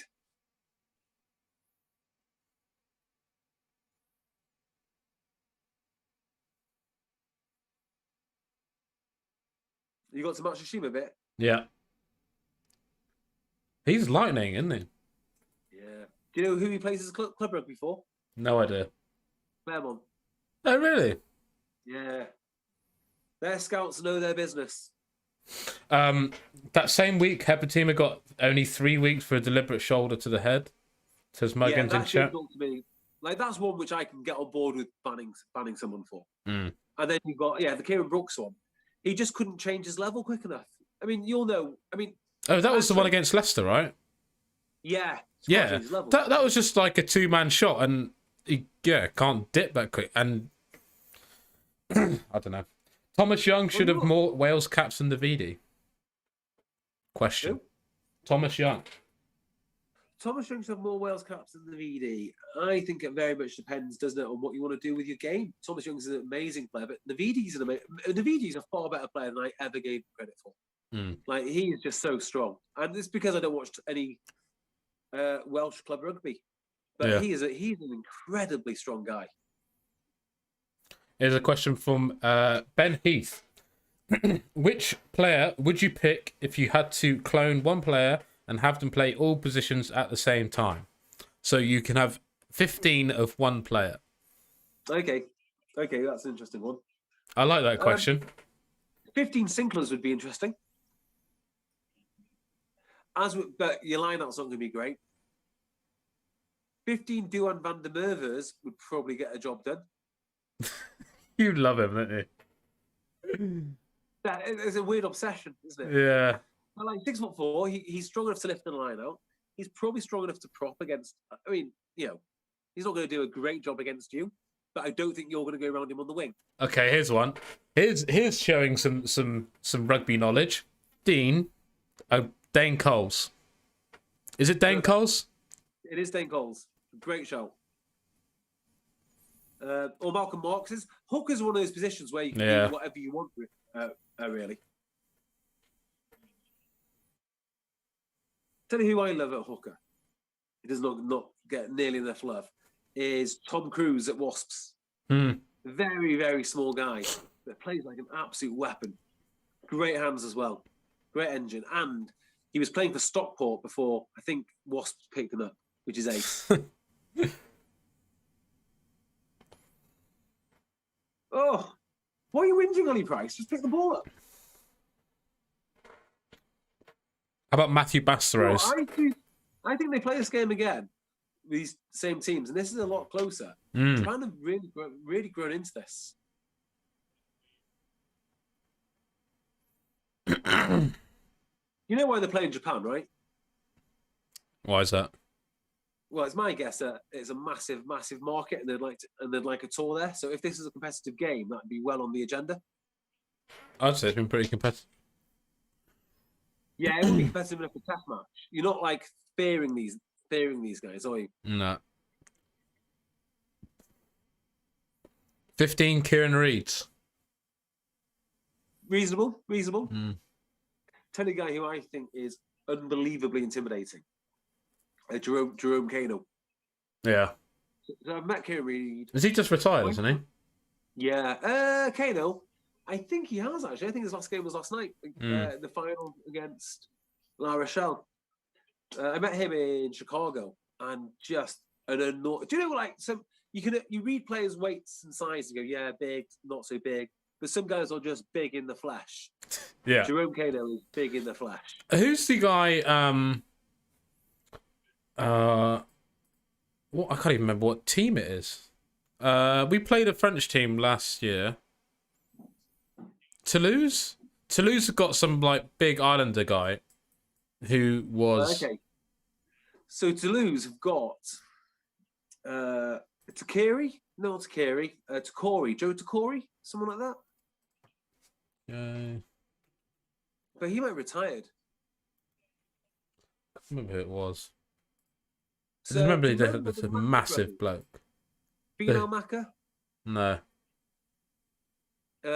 So there were 3 Tongans, and I can't remember if it's 3 or 2 of them, but there was something Maka, Finau Maka, someone else Maka. One. One of them got into a lot of trouble with the law. Would you like to guess why? And by the way, it's on par with Kidnapping. with kidnapping. Go on. Modern slavery. Apparently, he kept a man underneath his house to do his dishes and stuff. What? Yeah, I'd have to look that story up, but yeah, I'm pretty sure that is a thing. Other shocking stories from French rugby. Do you remember when? Hold on. Orion Wait, what? Who was this? Look him up. Not Maffy. Maka. Maka, maybe? Finau Maka? Finawi Maka, something like that?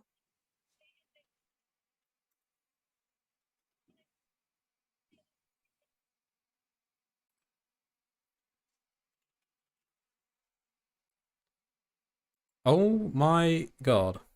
Am I right?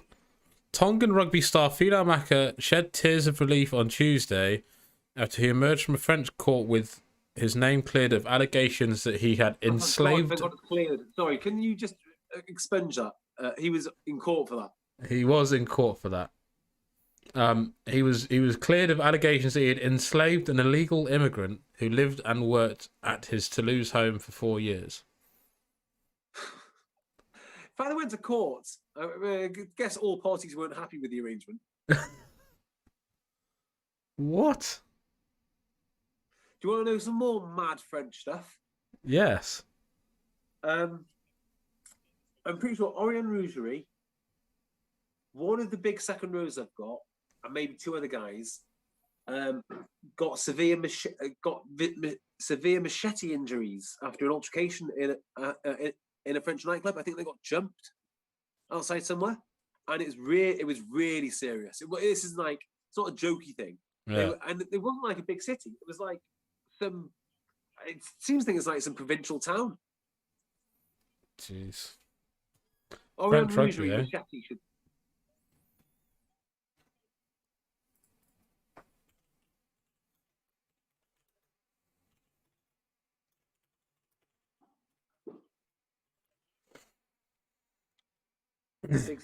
Here we go. Six men who attacked a group of rugby stars with knives and machetes outside a nightclub were Wednesday sentenced to between 1 and 4 years in prison.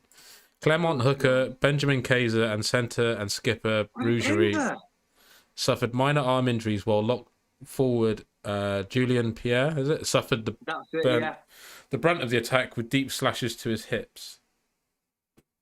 Thank God it's his hips, I guess. That's insane. Isn't it? You'd have thought you'd have heard more about 2 French internationals getting attacked with machetes and knives.